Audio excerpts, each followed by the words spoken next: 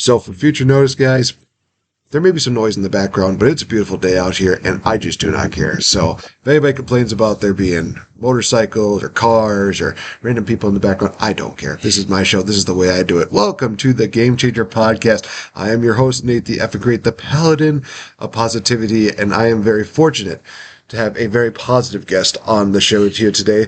Honestly, guys, realized the other night that I've been friends with this guy for almost 14 years, and that is saying something that somebody would tolerate me for that long. But here with me is the very talented, the very charismatic, the wonderfully one known as Ian Welsh. Ian, thank you for being a part of this, man. Happy to be here. This is pretty awesome.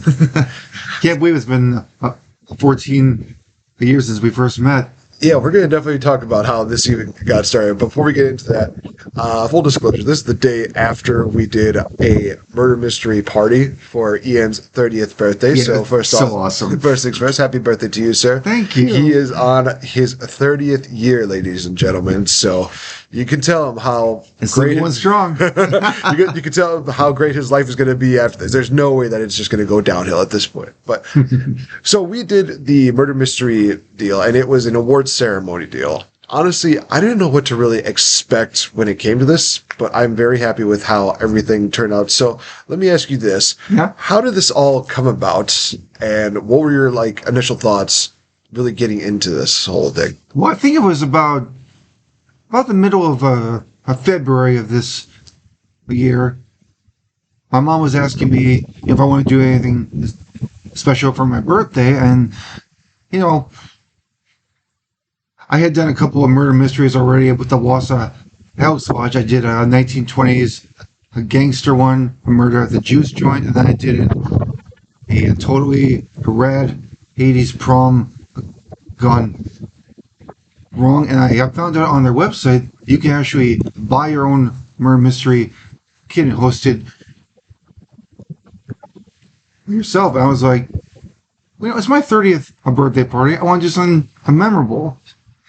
So I talked with a couple of my good friends at the center station. And I tossed the idea around that we should host our own murder mystery party as a way to celebrate my birthday. Everybody I talked to was really excited about it. And we got to our first big planning meeting, and we were going over all the materials and talking about the mystery, all the characters, the decorations, and we were just getting more and more excited as we were talking about it. And then I bought the mystery, got all the materials, started buying the food, the drinks, the decorations. I made a guest list with, and there were several different characters in this murder mystery. I offered up to anyone of my friends who wanted to come. It was a first come, first serve, and so many different character ideas. And then before I know it, it was getting busy, and then it finally happened. It was a super fun event. I think everybody had a wonderful time, and so many good pictures also, and so much positive feedback about the birthday, and a lot of them were actually hoping that we could do it again. So I'm hoping that we can set up another one, maybe towards October, like Halloween. Very nice. Very so nice. Cool. It was honestly a crazy fun time to really be a part of that. And one of the things I really enjoyed was how much creativity everybody had, especially when it came to their characters, just seeing some people were in dresses, some people were in their suits. Obviously, Paul Hawkins, my God, she went above and beyond. That was the costume that she had was just so phenomenal. She absolutely dressed the part. I'm glad you won the award for one of the awards for best dressed. Absolutely, she definitely got my vote. I was literally as soon as she walked in, I was like, "There's no beating that costume." No, it's absolutely great. One of the things I also loved was the interactions that we had, because not only do you get to try to figure out who the killer was, but everybody also had, like you said, a certain role where they had prompts that, they could talk about this, they could talk about this. Oh, yeah. One of the funniest things I could tell about this, without giving too much away, is that this was not a prompt for me, but I remember we actually had a conversation where I talked about how your partner had filed for trademarks. And I'm like, this is me literally going off the rail. I feel like I am just making up this rumor here, and somehow I feel like something good is going to come out of it. Oh yeah, it definitely. I honestly thought that was part of your script. I didn't realize that was improvised. I went with it, and honestly, it became like a pretty good plot point in the murder mystery. So you never know what can happen in these murder mysteries. I mean, a lot of it is just kind of, you have all these objectives, but it's okay if you want to add your own, as long as you don't pull away from the main story too much. But honestly, just, yeah. So many good conversations, and man, one of the funniest things was that one of the characters who carries a T-Red, who's an aspiring rap artist, played by my good friend Dan Thompson. Just he said something about my character, and I just was getting mad, and then just like something like snapped in my character. I just went up to him and started tackling him, and he had to pull me apart. And it's like, that's not the first time that Dan and I have had to fight on stage, so it was a little unexpected, but he was ready for it because you remember what we did for the last show that we had to do that. You never know what can happen in these murder mysteries. No, definitely not. And I think, like we said, all these characters, all these great actors have just such unique experiences. They brought something different to their character, or they brought something to their character that made them absolutely stand out. I still remember talking to T-Red, where at first I was kind of trash talking to him, and then I literally had to kiss his butt for so long. I felt like, he's going to give me information. He's going to give me information. And you know what? It was all for naught. It was all for nothing. It was just like, damn it. I just had to swallow so much of my pride, all for nothing. But Dan Just was a joy. Just a huge blow to the ego. That was it. Basically, at this point. And one of the crazy things, and this is something that I can definitely tell everybody, is that there's a lot of times where you have just simple things that stand out, and that is probably what's going to stand out the most. I saw some of the things, and I was just kind of like, this doesn't make more sense. This other direction that I'm taking it is making more sense. But that's something that we've learned the hard way, whether it is a murder mystery or, as a lot of people know, we do escape rooms together. We do. We've had some very interesting experiences in some of the escape rooms. I did actually break a prop in one of the escape rooms. They actually had to come in and fix it because it's like, hey, I can do this with my hand. I can do this. And then like, no, you're supposed to use this. You're supposed to use this object. And I'm like, oh shoot, I broke it. And this is a local one too. I will tell you guys this. That was during the rollback one, so you'll probably figure out right away which one he's talking about. I'm not going to spoil too much, but it was one of those things where it's like, okay, this was Am I supposed to be doing it like this? To be fair, it's a throwback to the 90s. We grew up in the 90s. But the problem is that we run the 90s a different way than a lot of other people. Yeah. We didn't have certain tools to make things go backwards. We used our fingers. Dan. Everybody was doing it this way. I was doing it this way. Doing these escape rooms has been so much fun. So, I mean, you win some and you lose some. And we actually have a lot more fun when we lose, because it gives us more stories to talk about afterwards. Like, oh, man. Well, I think either cutting the wrong wires for bombs or locking me in a bed and trapping me in another room, which was my idea, by the way, so I take full responsibility for that. But I did not realize I was going to do that. Oh, my gosh. These escape rooms are just, man. If you've never done an escape room, we highly recommend them because they are just a great team building experience. And if nothing else, it's just a fun story to go back to. So let's get into these escape rooms, because I will say this, to piggyback of what you were saying, there is no more hard feeling than having to see your friend go into a random room 1 minute and then the next minute it just locks up and here's like, okay, I want to get out now. I'm getting a little scared here. Like, how do we get him out of here? What the hell? Oh my gosh. I mean, the lights were out. I couldn't see anything at first. I'm like, okay, I do not want to be here. Get me out of here. Jane, stop this crazy thing. Let me tell you, I was trapped in there for probably 10 minutes. Hey, that was one that we won, so that was one I'm proud of. Absolutely. It's like, are you trying to get me out of here? I hear you moving. Is somebody trying to get me out? So it's actually funny because the first one that we actually did was Secrets of the Woods. That was in which was the cracked escape room in Cracked Weston. Escape Room. There we go. I was thinking Breakthrough for some reason. Like, no, that's Stephen's Point. But yeah, Cracked Escape Room. And what's funny about that first experience is that it was you, me, Jess, and Griff. Yeah. And Jess was hung up on the fact that it feels like we need to focus on this one thing, when in reality, there was one of those rooms where all we had to do was just finish off this one deal, and then, boom, we could move on from that. Yeah. And there's some that we have to actually hang on to a little bit more, because there's some piece that goes to that bigger puzzle. Right. But then there's some that are just like, once you get this done, just move on. Just move on. But back then, sometimes they give you false clues in the escape rooms. I think they call them red herrings. It's like, you think this object has value on it, and then you find out at the end of the room, oh, that does nothing. We're just messing with you. It's like, oh, come on. It's true. Actually, what's also crazy is that we've been doing this for about almost 4 years now. Mm-hmm.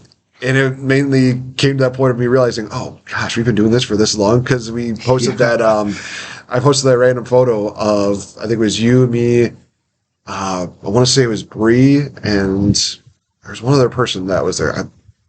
I don't think it was Dan. I can't remember who it was, but it was when we did What was that? One Dark Night. There we go. Brendan? Maybe Brendan. Yeah, I think Brendan was in that one, actually. I think if I remember correctly, because we actually did it twice, and I will tell you the funny story behind that in just a minute. Oh my gosh. But yeah, I think that first time we did it, I freaked out because I was not expecting something in that. Well, I'm not going to spoil it, but I was not expecting something. But, so I will say this before we get too deep. Secrets of the Woods at Cracked Escape Room is discontinued, so anything we reveal right now is completely fine.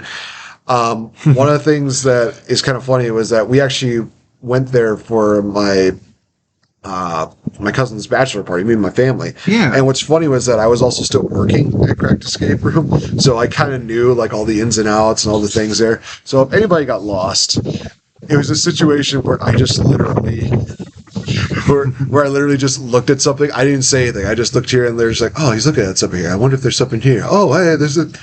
It's funny. The game master said, this was probably one of the easiest rooms I had to do. I did not even have to lift a finger with you in there. I'm like, I know. I robbed your fun, but at the same time, it just saved you a little bit of time. You probably got to eat like chips or something like that, or popcorn while watching us do this stuff. What's really cool was that Secrets of the Woods and One Dark Night was a continuing story. So yeah. that is one thing I do miss. The Secret of the Woods was the first one, and then One Dark Night was that the sequel, or was that the end of the... Okay. That's a sequel. That's a sequel to it. It was basically like a continuation from one escape room to another, which is brilliant. Whoever thought of that was just absolute genius. Yeah. Whoever writes the stories for these escape rooms are seriously creative people. But didn't really get to see the genesis of our group until we reached the locomotive one, because it was Halloween, and it was you, Bree, and Taryn. Taryn was also there. Yeah. Was Brendan there too? I think Brendan was there. Yeah. Okay. It was the four of us, and you were the game master. I remember that. It was one of those situations where I think we had the conversation where it's like, I need to be their game master. It's like, you sure about that? Yes, I need to be their game master for this thing. They're my good friends. I think it'd be really good. You're not gonna give it all away. No. I'm gonna let them struggle for a little bit, and then I'll probably help them. But that escape room was pretty cool. That was one of the more innovative escape rooms I've ever been a part of. Catch that. I will say there is one tricky part in there that unless you get it like completely right, you're not going to get that far. Yeah. but oh gosh, so we've done a lot of stuff to cracked. We've done tactical escape room, which is in Stevens Point as well as Eau Claire. So many crazy. Well, once we got to tactical, this was like a whole different level of complicated, but also a whole different level of fun. Absolutely. I mean, we've done the Tale of the Bloody Bride, a bridge. That was a good one. I think I still remember you saying like, I just don't want somebody to jump out at me. Well, that happened at the one we did in shoot. It was the Mummy. It was the that's the Marshfield one. Yeah, Marshfield. Yeah, that was it. It's like, please don't want something pop out of there. Please don't want something pop out of there. Oh my gosh! Just some rubber snakes fall off the ceiling. Oh man! Hey, it's not one of those things where we're revealing something that's going to help them. It's just you're going to have an Indiana Jones moment in there. So absolutely. Oh yeah. But we did a creepy dolls one. Oh, that dolls one was just so surreal, especially when you see the Funko Pops of the horror movie characters. Yeah, that was very challenging too. Then we did the Kraken's Revenge one, and don't even get us a start on that escape because we would have won that one. Technically, it was a win. Yeah, because we were so close. So the funny story about that is that we call it a win because there was actually a lock in the escape room that was not set properly. So we counted that oopsie towards our victory at the end there because there's a lot. Let's tell you this. There's some times where you have to do math, and apparently math was not agreeing with us at that final puzzle. So we just said, you know what? You had this screwed up. We count this as a win because of the fact that there was that screw up. So it was, like you said, it was a technicality. I went off a loophole. All we're saying is that if you do an escape room, you should have a couple people who can do a math in their heads. It's true. Because sometimes these escape rooms, you really have to think. Sometimes it's just obvious, and sometimes it's just like, what is the answer to this thing? What are you? But so basically what we have is we have a small group of people which we call Breaking Into Broadway. Name credit definitely goes to Brianna Schmidt, or Brie Marie, as we like to call her. She also has a CD. Definitely check that out. Who thought of the idea, because it was just one of those things where it's like, we're doing this so frequently, we might as well give ourselves a team name. We might as well think of something. So the team is myself and Ian, our friends Griffin, Jess, Brianna, Brendan, and we recently had Shelly added on about Taryn as well. Taryn, yes. And we just added another friend of ours, Haley, who I worked with in a recent show. So she's going to be... I worked with her as well through River and Woods with Arsenic and Old Elise. And funny enough, she was also an actress. She works at the dinner party as well last night. So she's a blast. Yeah. And so is Matt. Shout out to Haley and Matt, two of the most comedic duos I have ever seen in my entire life. You see if Matt would be available to join our escape room crew. Oh my gosh, Matt being a part of that would be absolutely insane, but in the best possible way. For those that might have seen the photos on Facebook, Matt is a character, and in the best possible way. I love Matt. He was totally in a character the whole night. Yes, he was. He was trying to go. I was watching him. I was listening. It's like, you are so good at this. Jeez, just like me. He never broke a character once. He had so many talents after the night was over. That's why he was a talent representative. That was his character. So circling back to the acting, one of the things I will definitely give you a lot of credit for is that you definitely have a huge believability factor about you, and so believable that I will say this, that you and Grace played it off so well. I legit thought, like, I think these two are actually a couple, but it's like, no, I still believe that these two are somehow a couple because I got the chance to talk with her a little bit, and she was the one who helped spark the ingenious deal where she's like, "Oh, I've known him for about a year." I was like, "Oh, I've known him for 4 years." Oh no, it's been longer than 9 years actually. 9, wait, since I was 20. 14, holy cow. We were both just looking at each other with like a jaw on the ground and be like, 14 years we've known each other? Holy cow, that is absolutely insane. Where's the time ago? Seriously. Well, the goes, Joseph, one might say. which ties into the perfect deal of how we actually met.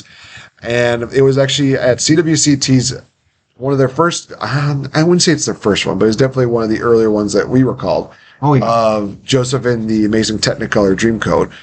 And we play, actually, I think you were one of the servant, weren't you also one of the brothers too for that first iteration of Joseph? Because the first time I was just in the ensemble. Oh, okay. I remember that you and I were in the Potiphar. Remember we had that little the dance and we were going around like this. Yeah.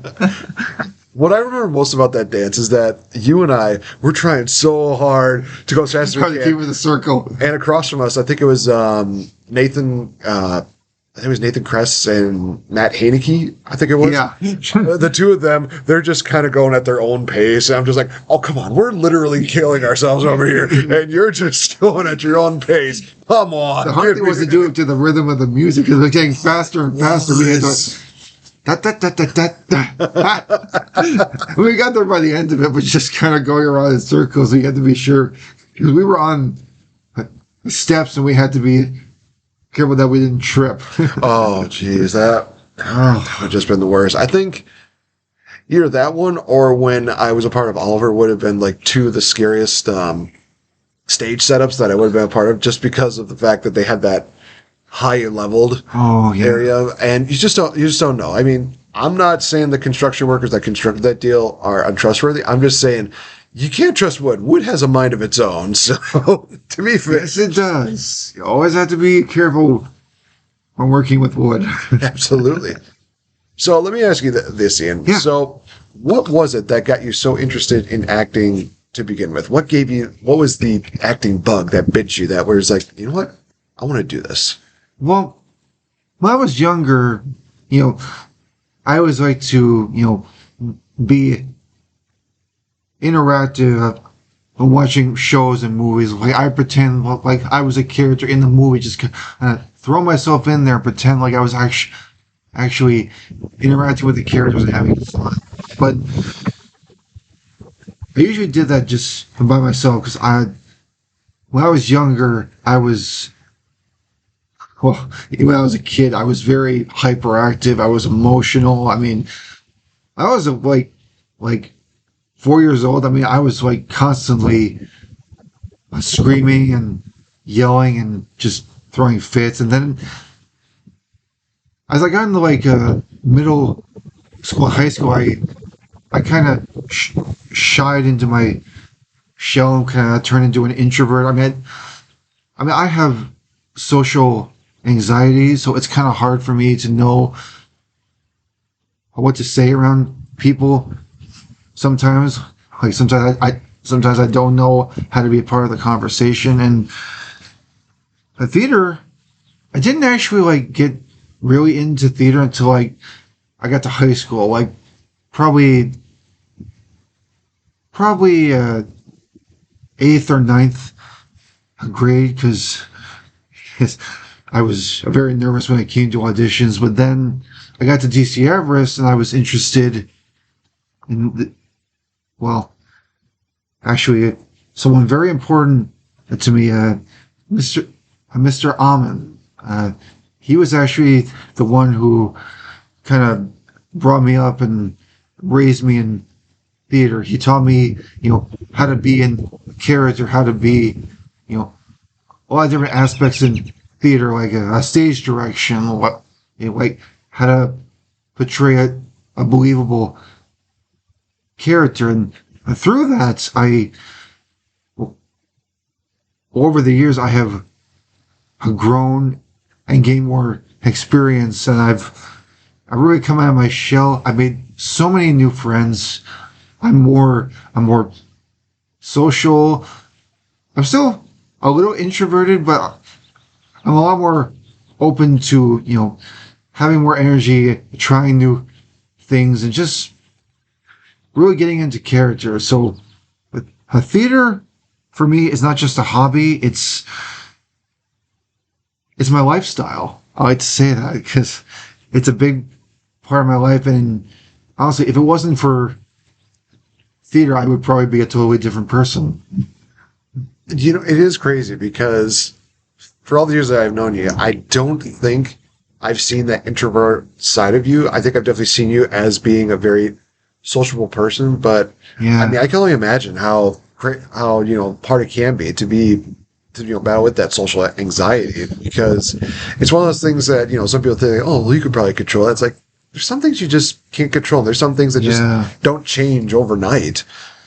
I mean, something that's gotten better over the years is my stuttering. Because when I was younger, I had a severe stutter, and I still have it a little bit, but not as much as I did when I was younger. And it's like some days I just couldn't get any words out. I didn't want to talk to anybody, because sometimes when I would try to say something, it would come out like I have like this catch in my throat, and I wasn't able to get anything else, and my face would get all red, and I'd be so embarrassed. But towards like the middle of my high school years, my mom actually found a speech therapy program with the University of Stevens Point, to see if they could help me, manage my stutter, develop some techniques to kind of, for just taking a pause, just recollecting yourself and finding an easier way to say certain things. And once I started doing that, it definitely helped, not only with my stuttering, but also with my, self-esteem, my confidence. I wasn't blaming myself for my stuttering, because I'm also on the spectrum. I am autistic, and I have a specific type of autism. I have a Asperger's syndrome, which is basically I don't have a filter. Sometimes I'm not gonna say a bad language. It's just like, if I have a thought, I don't keep it in my head. I say it out loud sometimes without thinking it through. I also have a heightened sense of empathy. I can tell how other people are feeling just by looking at them, just by looking at how they act and their body movements. I'm able to pick up on those emotions. I'm actually very grateful, because I'm able to use a lot of those abilities in a theater in order to really build my character and, even help with my social anxiety and get to meet new people as well. So even though I have a lot of quirks, I think they're actually a big part of helping me, become the man I am today. No, 100%. Honestly, for you to have like that kind of, empathy and really pick up on something, I almost consider that almost like a real life superpower, really. Because there's a lot of people that will just not pick up on that. But no, that's really awesome to kind of hear that. And like you mentioned, it does come into play when it comes to your acting roles. Because you need to have that kind of genuine, believability. You have to have that kind of genuine kind of deal where it gets people invested into your character. Yeah. And I think that from what I've heard from a lot of people, they have really been really saying that your characters that you play are just very easy to relate to, as well as get invested into. And I think it just goes without saying that you do an absolutely fantastic job. And one of the things I want to backtrack on is you talked about your relationship with Mr. Amon, I believe you said. Yeah. So it is crazy, because it does seem like, when you work with somebody who has done this for years, like I'll use the example of 1776. Oh, yes. There was only 3 young characters in there. It was myself, John Smith, and there was he played a representative of, I'm trying to remember what it was. It might have been. That's right, because 17 '76 is about the presidents, and a lot of the cast is older. Yeah. So to be surrounded by so many, older gentlemen, you not only get a chance of feeling like, you're a part of that, but you also get a chance to learn from so many people of their experiences. I mean, getting the chance to work with Jeff McDonald again, who is absolutely just a phenomenon to work with. Just working with him, working with, I'm trying to remember some of the names on there. The Burgesses was another group of people that I got the chance to work with and learn from. Danny Mueller. I'm trying to remember the Perrins. A lot of times we get a chance to work with them. So many talented actors. Yeah. And it's really crazy to think about how there's so many like talented, I guess you could call like acting families per se. Yeah.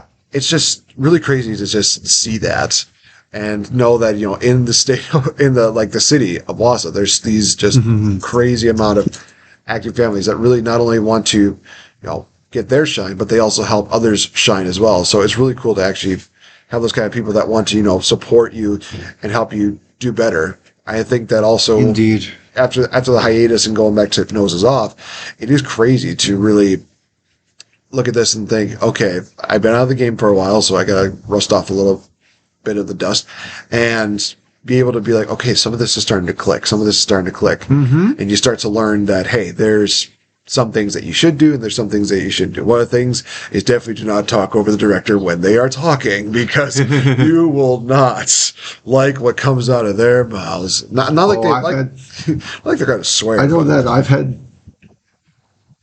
done a little bit of that myself, and I've seen other actors do that. And those conversations don't always end well. No, they definitely do not. So, having a lot of this experience, you definitely do see like one of the reasons why so many people love, acting. So, for you, what was one of your earlier acting memories, or what was something that you kind of held on since like day one that has really helped make you become the actor that you've been today? Well, actually, I do remember the very first show I ever did, and that was back in like a summer school. I think I was probably maybe 12 years old. I was in a summer school class called On Stage 1. It was basically a class where you could you work with everybody and kind of make your own play, like make your own story and characters and costumes, and you actually perform the play at the end of the summer for all the families in the community. And we, can't believe I still remember this, but the name of the show was Hairy Tales, like fairy tales, but hairy tales. And there were all these different like imaginary characters who were going to a ball. I mean, there was like Goldilocks, there was Three Bears, there was Barbie, there was Beauty and the Beast, Rapunzel, and I was actually the first a character who was introduced, who got to be on stage first, and my character was a Donald Duck. I was a Donald Duck in my very first show, and my mom still has the videotape.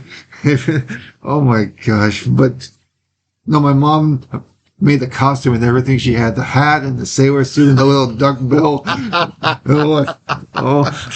was trying to do the Donald Duck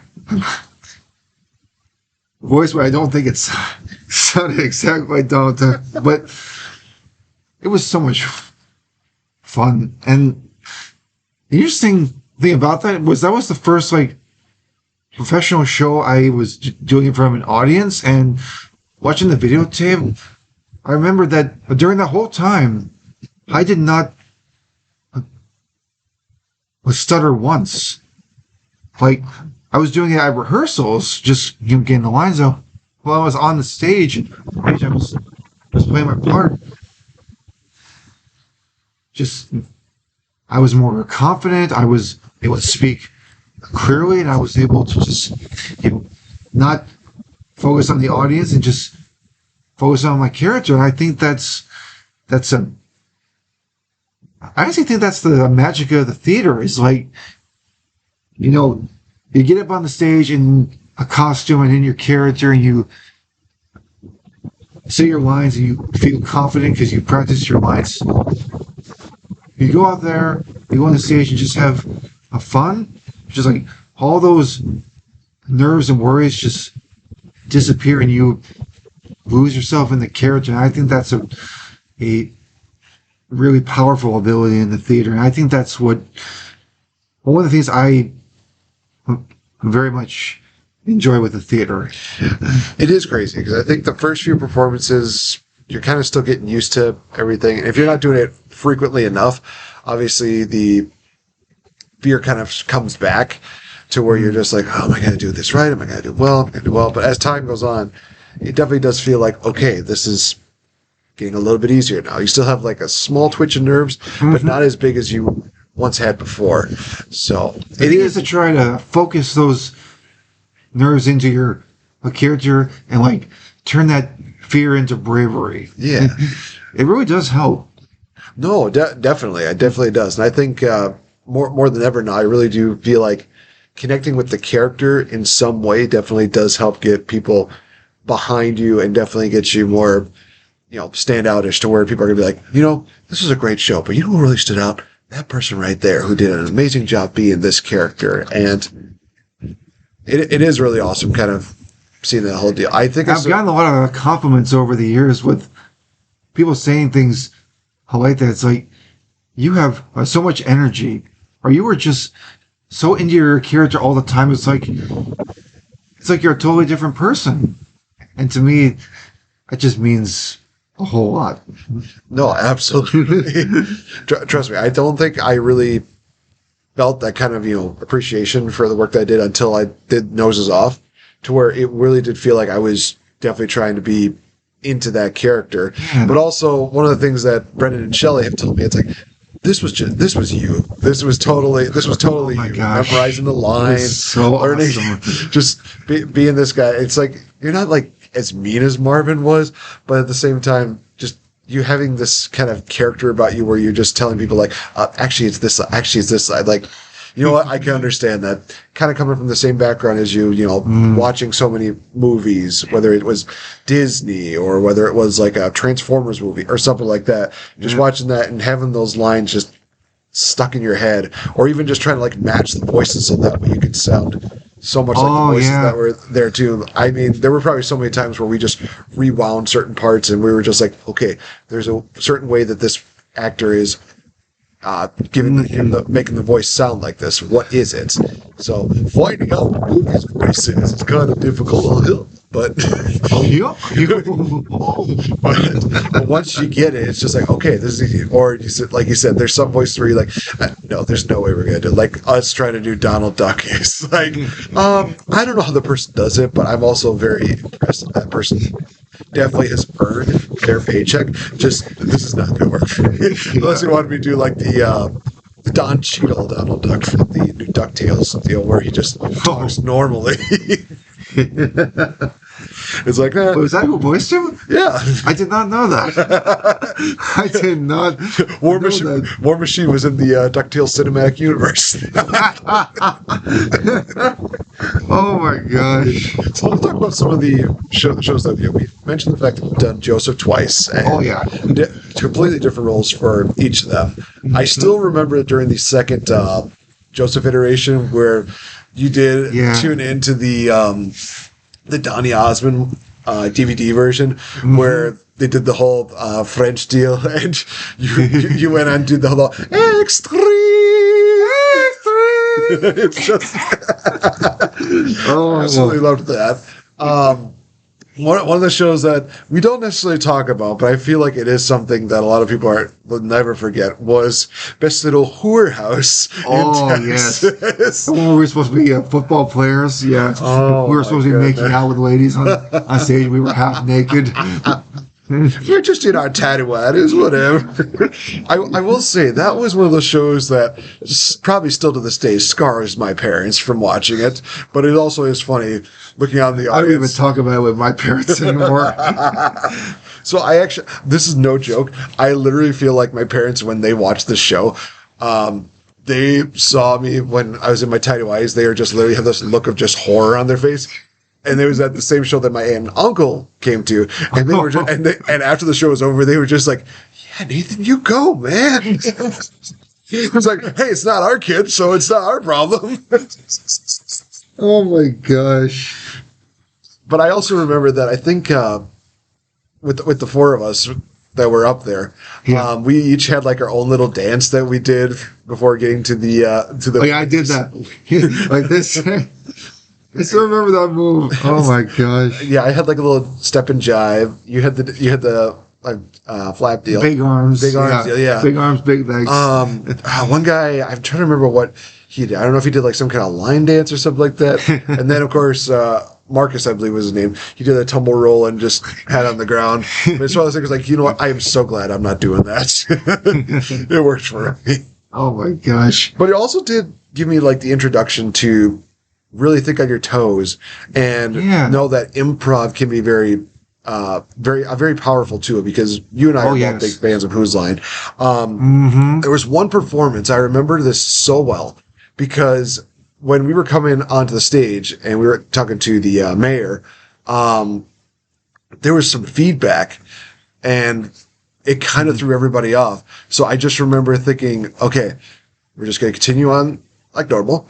And then there came a point where the mayor actually forgot what he was supposed to say afterwards. So I kind of fed him the line a little bit. And it was like, okay, I think we made that very natural. I think it worked out nicely. But I also remember there being a point where some of the lines got jumbled up. Somebody was supposed to say one thing, somebody was supposed to say another. Larry came in, I think, a little too early. And it just was one of those things where I'm just watching this. So I'm like, there's not much I can really do to save this. We're just going to play it off like it is. But honestly, that was another really good show because, hey, what a surprise. We get to work with Jeff McDonald again. Absolutely. The sheriff. Yeah. I still remember one of those shows, we were supposed to be, it was the end of the first act and we were caught and we were supposed to be running down the stairs trying to escape and we had to freeze. He's on the steps. And it's like, as I was trying to head down the steps, I froze. My foot slipped. But I started like, oh, and I thought I was going to pull something. But thankfully, I was able to catch on something. But it's like, I almost broke my leg on the stage from falling down the stairs. Not broken, like I could have twisted it, but I was like, don't move. I know you're in pain, but don't move. Wait till the curtain goes down. Okay, I'm good. And then breaks on it. I always have to be careful on steps. So one thing, if you're wearing cowboy boots. Exactly. Holy cow. I will say one more story I definitely want to talk about with this show, and then we'll move on from it, was when we were up there getting quote-unquote lucky with the ladies. I do recall one point looking over at you, and I just see one of the ladies just kind of like scratching your back, and you're pounding your leg down like you were a dog. And I try so hard just to keep a straight face. I do remember that. Oh my gosh. I didn't realize you saw that. Whoops. I tried so hard just to keep a straight face during that deal, but at the same time, it's like, that's just funny. And plus, there's one guy that's up there. That's always the challenge, is making out on stage. It's like, do you actually make out with the person, or do you try to fake it? Because that is true. This is one of those shows where it's like, there's a gray line here. How do we want to? How exactly do we want to approach this? do we want to make this a little bit? Do we want to make it a little real? What do we want to do here exactly? But I think we found a really good, safe that was definitely one of the most controversial shows I've ever done. It's one of those shows where it just makes you think, I'm not going to put this on my resume, but at the same time, there's a part of me that's proud of the fact that I can put this on my resume. So it's one of the few shows where I was actually topless on stage. That's right. Which doesn't happen too often, thankfully.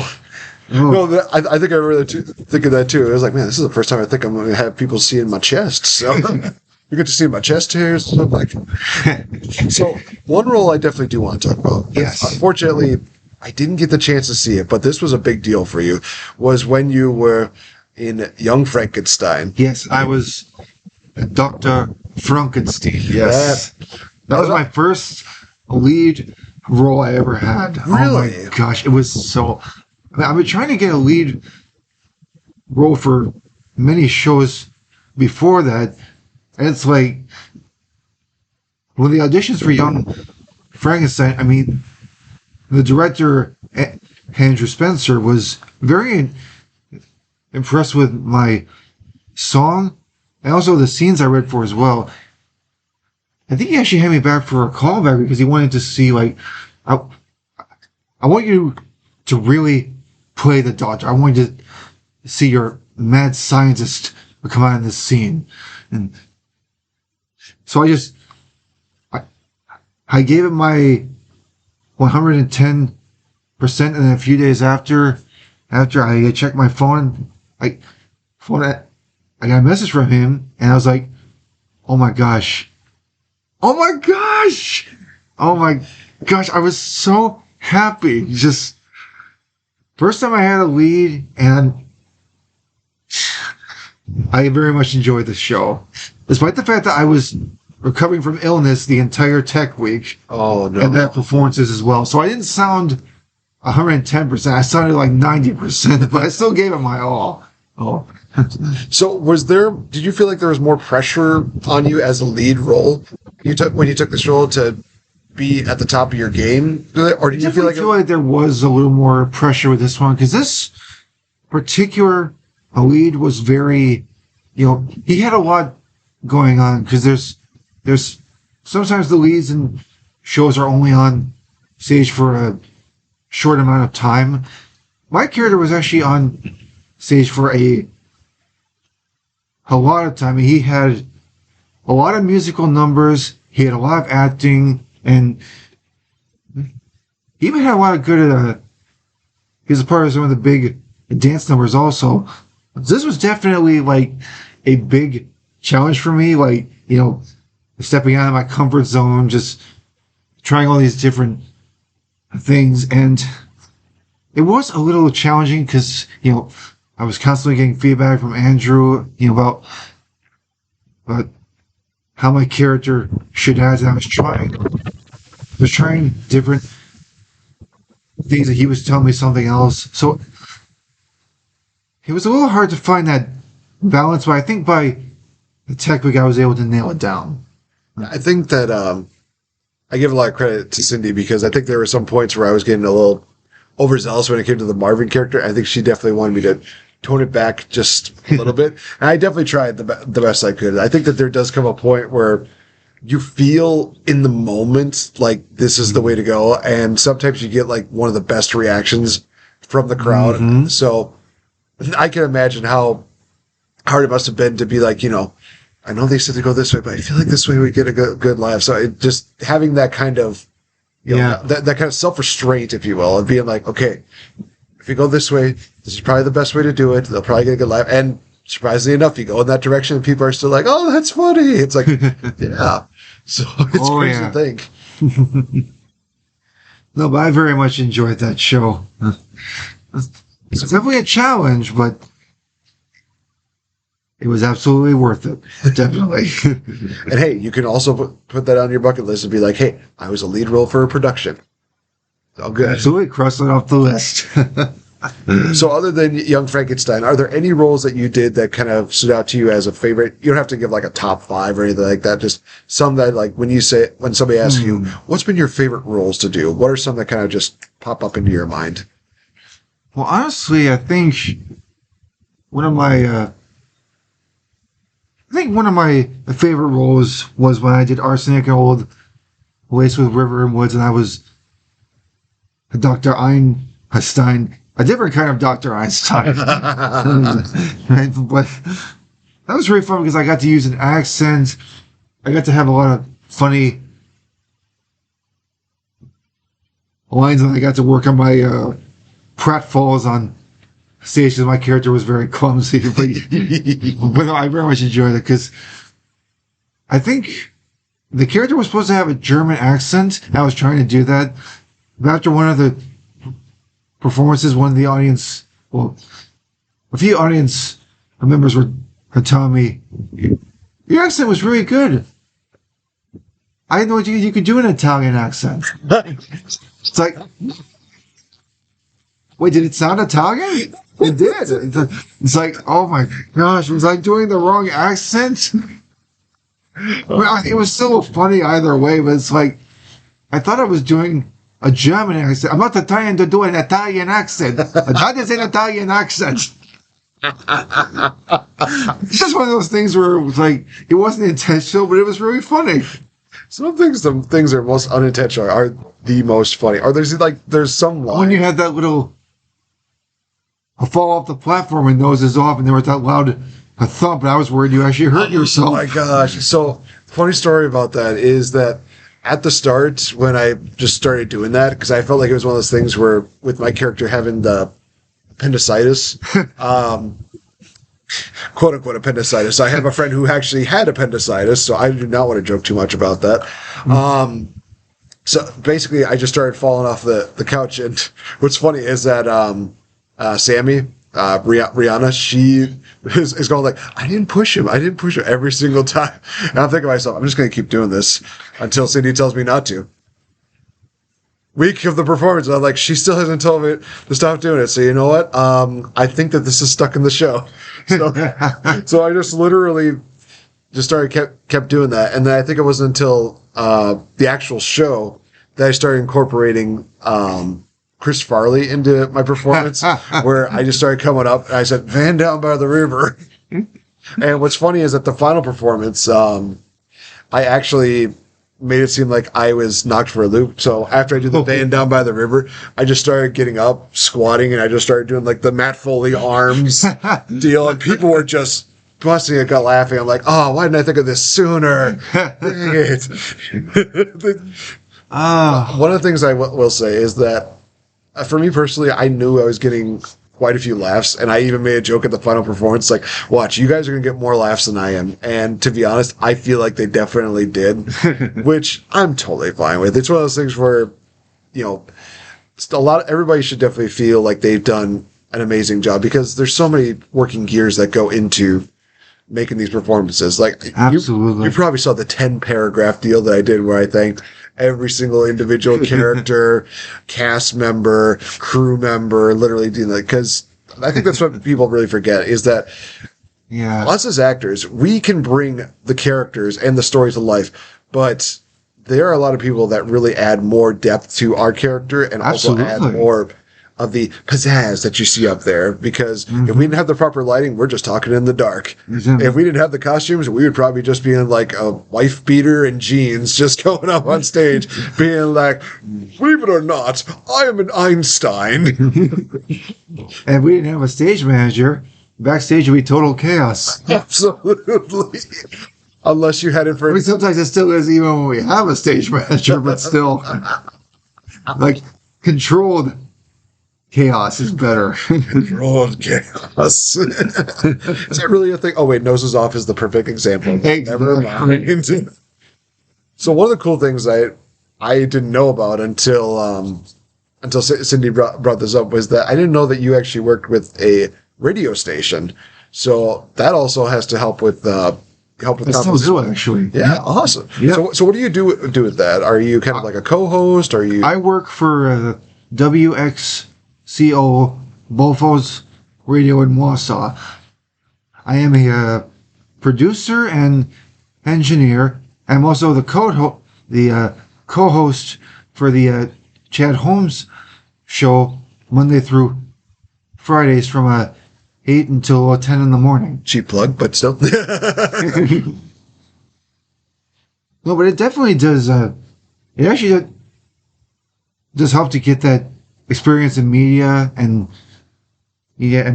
working with the microphones and the equipment as well.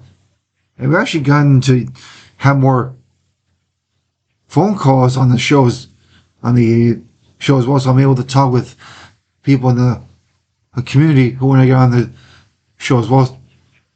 So that's a really good experience for me as well. But definitely working in radio is a very fun challenge because, well, honestly, it's probably easier to work in radio than it is television because with television, there's a lot more aspects, and you don't actually see your face on radio. Well, technically we do because we now have a video live stream, so they can actually see our faces. But yeah.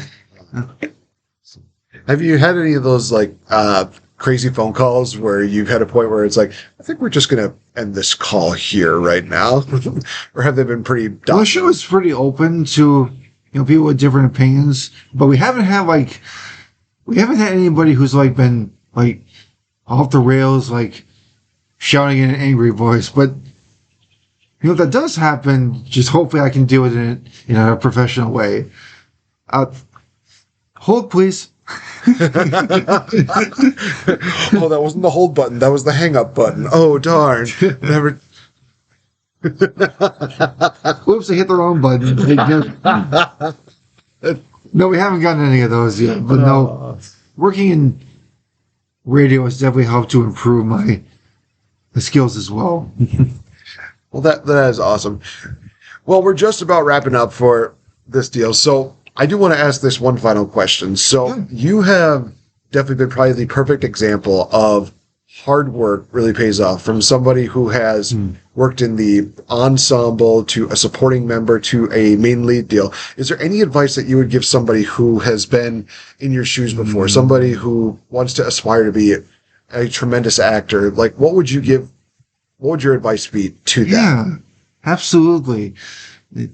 Well, the best piece of advice I can offer is never give up.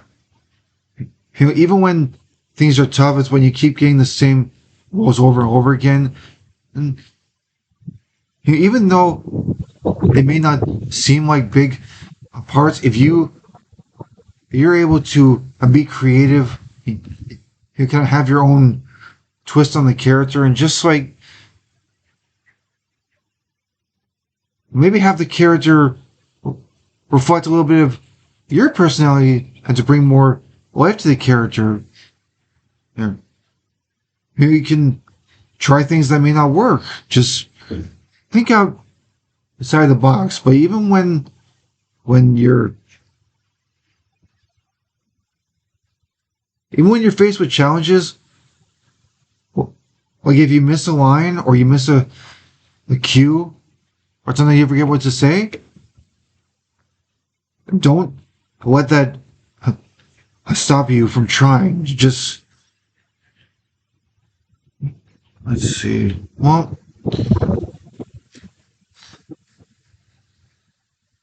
there's actually this famous quote that I was taught is that if you make a mistake in the theater, make it big. Because if you make it big and it's part of the show, the audience isn't going to know it's a mistake. They'll just think it's part of the show. So even if you make a mistake, like tie it in to the show and do something fun. Because to the audience, I mean, they're seeing the show for the first time, so they have no idea what to expect. I mean, even professional actors have to deal with that. They make mistakes on the stage. They just have to roll with it as well. And sometimes they can make something really funny out of it, too. That is 100% true. That's also why a movie has blooper reels. Yeah, exactly. Nobody's perfect. Everybody makes mistakes. That's why they have the blooper reels, because everybody goofs up or messes up lines or just tries to make people laugh for no reason at all. That's one of the joys of theater. I mean, even if you make them a mistake, it's still funny. Exactly. It's still funny. Well, Just like that video about Amanda. I actually saw the video of her wearing the clown shoes for Gnosis off, and those were really big shoes. It's like I could hear the laughing in the background. It's like, yeah, if I was in the show, I'd be laughing too, because that's just hilarious. There are so many hilarious moments from nuzzles off that I will definitely want to talk about. Maybe we'll have to get one of the cast members, or maybe it'll have to be an episode that I do with Cindy where we talk about these crazy, insane moments, because there's just so much Absolutely. to talk about that. But I just want to take the time to say thank you, Ian, for your time. Thank you so much for everything you do. And I know that I'm one of many that have just been absolutely just inspired, as well as just absolutely mesmerized by the hard work that you put in, because you definitely hit the nail on the head. You put your heart into it, you put in the hard work, and you're going to get your moment to shine. I mean, there's no better example of that than you when I look at it, man. So thank you for everything you do, and continue to be you, because like I said, there needs to be more people like you in this world, honestly. Thank you. So, thank you for having me on. Absolutely. So, for those of you that would like to interact with Ian, possibly on social media, are there any kind of handles or any ways that people can interact with you, speak with you? You can find me on my Facebook and YouTube channels. I will be trying to post some new content onto my YouTube channel in the next couple of weeks. So you can find me by searching Ian Welsh on YouTube, and you should be able to find my channel. So I should be able to post new content next couple of weeks. These some pretty fun stuff as well. Could we see the return of a possible furry canine? Possibly? Oh, absolutely! I guarantee you that. Ooh. I guarantee that. Absolutely. You got an exclusive. Charles, you're welcome. So I've been Nate the Effing Great. You can always follow me on social media at RealFNGame, which it's on the Twitter, on the Instagram. You can always follow me on many different platforms for this podcast. Getting back into it, you guys, has been absolutely fun. Recently, we just did the pilot relaunch episode with Tori Clark. Definitely check out that, and you're going to be experiencing more interviews with so many great people here, because honestly, I don't think people here in Central Wisconsin get enough credit, and I am so thankful that we're starting on the right foot with the right person in one Ian Welsh. For Ian Welsh, I've been Nate the Effing Great. You've been listening to the Game Changer podcast, guys. Thank you so much, and remember, just as Tom Walsh said, that you can make a difference, but be the positive difference in somebody's life. Thank you guys so much. Take care. See ya.